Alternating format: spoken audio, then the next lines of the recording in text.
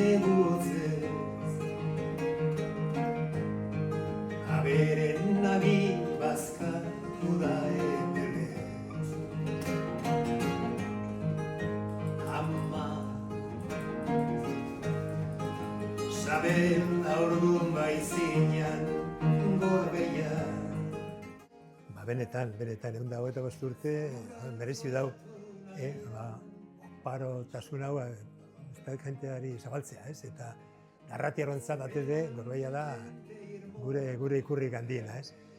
Bilbora ekartea bilbotarra jakitea zer dan Gorbeia, gure ikurra, ez? Euskaldun guztientzat.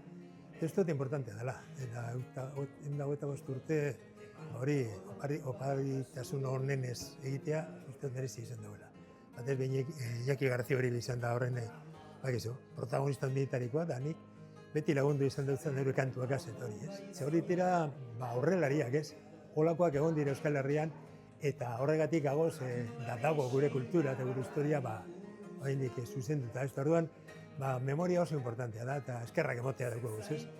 Hori egin ebenetik, urte asko pasau dira, baina holako jenteagaz bagoazela aurrera, bizi garela, beti izaten dena, ez? Nondik gatozen jakin eta nora goazen jakin behar dugula. Bide horretan gagoz.